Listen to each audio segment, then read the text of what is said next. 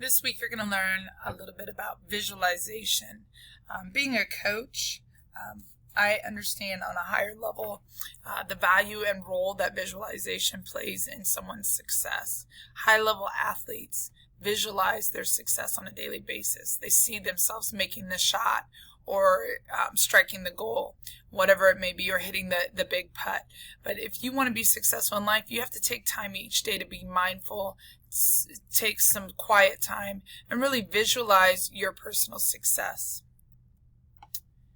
The quote of the day is, if you do what is easy, your life will be hard. If you do what is hard, your life will be easy. This is a quote that I say quite often. And if you think about it as in your life, maybe in your current situation, if you do what is easy right now and you don't work very hard in the classroom because it's easy just to scoot by, your life is going to be probably hard. You probably won't do well in your studies, and then it'll lead to long-term hard life, which may be not getting the career you want because you weren't willing to put in the time and effort today. But if you think about it on the other side, if you do what is hard now, study, invest a lot of time into your future, then your life will be easy, and someday you'll have that career that you really want, and you'll be able to have that earning power that you are seeking, and then that will lead to financial freedom and success down the road. So really think about that on a daily basis as you navigate your life.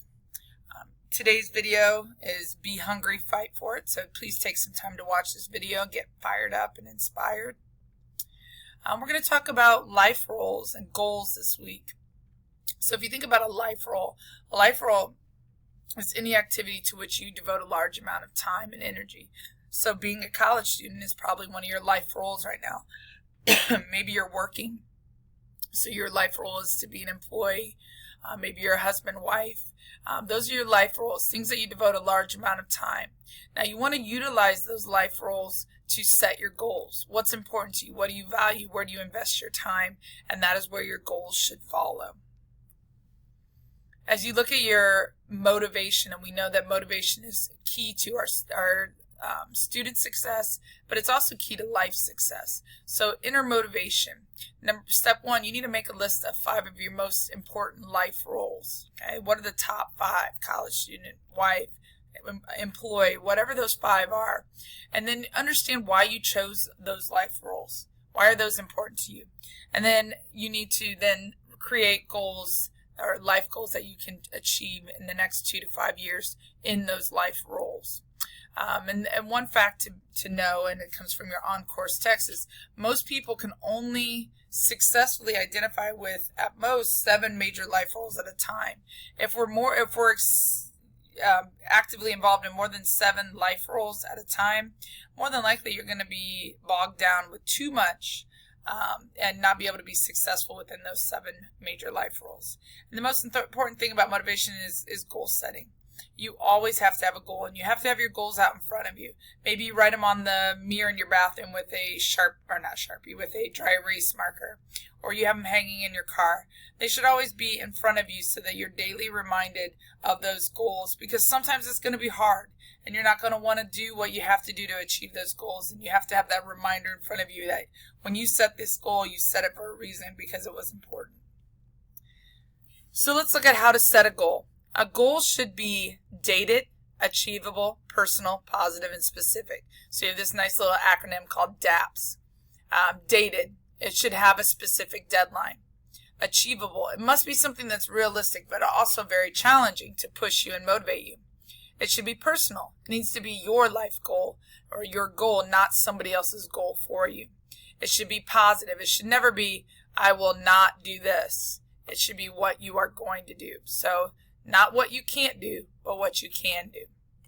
And then be specific. They need to be motivating goals, and they should have outcomes in a specific measurable term. Like if you were trying to get an A in your biology class, maybe it's, I will spend 3 days a week in the ASC for 2 hours. All of those things that I just stated are very measurable. You can see at the end of the week if you did spend 3 days and 2 hours of those days in the ASC. So as we look more at DAPS here, it just kind of breaks these things down a little bit more for your goal setting model. Dated, when will you accomplish your goal? Your goal will be more motivating if there is a specific date. So you need to have a clear, concise date by which you want to achieve your goal. Achievable, is it realistic? Is it something that you truly can accomplish with reasonable effort? Then personal, is it something you desire to accomplish? Maybe it's not something that you desire, but it's something your mother or your spouse desires for you. It's going to be far more difficult to accomplish a goal that you don't desire, you're not motivated to accomplish. If it's someone else's motivation, it's very difficult to push yourself when the going gets tough. It should always be positive. Example, I will wake up at 6 a.m. every morning instead of I will not oversleep. See how that works? When you have a positive mindset, positive things happen. And then specific, how will you measure your progress? Using a number determines how you will measure your success. I will lose 50 pounds instead of I will lose weight. It's very specific for you, and it helps you measure at the end of your timetable that you've set for your dated portion of your goal setting. It helps you identify whether you accomplished your goal. Performance and process goals. It goes hand in hand with the DAPS. A performance goal is to get a 3.5 or higher GPA. The process goals are the goals by which you're going to accomplish that.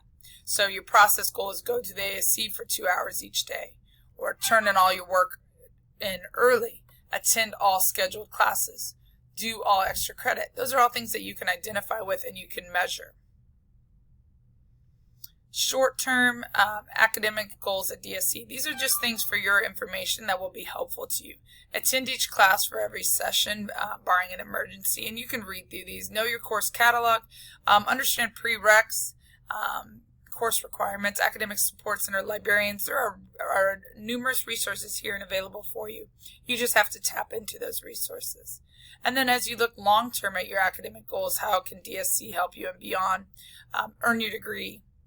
Both your AA, your bachelor's. And we know from previous lessons, the more degrees you hold, the more earning power you possess.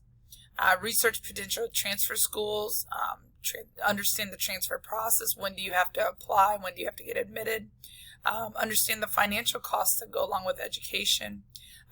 Your career planning that goes as well with your academic goals, because you want to know at the end of the day when you get done with school that you have a game plan by which you're going to use your education.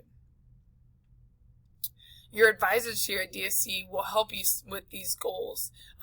They help you understand the difference between the different programs, your AA, AS, or BS, or BA. They help you create an educational plan.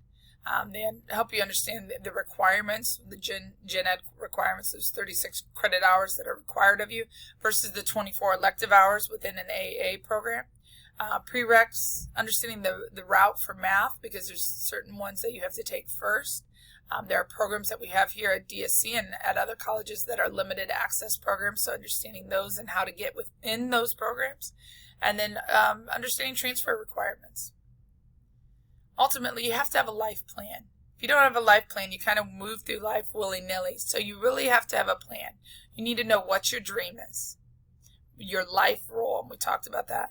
Long-term goals within that life role, and then your short-term goal within this life role. And you could have these dreams and goals for every life role that you possess. So if you are working within 7 major life roles, you may have 7 different goals within those different life roles. When creating a life plan, start with your destination in mind and work backwards. What is your ultimate destination? And then identify the short and long-term goals that will take you to accomplish that life destination. And there's some great examples on page 104 and 105 of a life plan. So it's your turn. Take some time to create your life plan. Think and design your life plan. What's your dream? What's your life role? Long-term, short-term goals. When you're doing long-term, 3 to 5. Short-term goals, 7 to 10. If we were in a face-to-face class, we would then share those within a group of 4. And then finally, I want you to finish with some visualization. When you're doing effective visualization, you're going to do 4 things. 1, you're going to relax. Sometimes we don't take time to relax all day, but you're going to take about 5 to 10 minutes to relax. And when you do any type of visualization, it should be present moment focus. So everything should be present tense. You want to be engaged in this moment, in this visualization, so you need to utilize all 5 of your senses. And I say feel the feelings. So as you click to this next slide, there's a nice little video here. I want you to cue in on the video, close your eyes, and really try to become one with the video, and see how you feel when you wake up from your visualization or when you come to from your visualization. It may revolutionize your day and may be a habit that you want to get involved with on a daily basis. Have a great day, and I encourage you to daily visualize your personal success.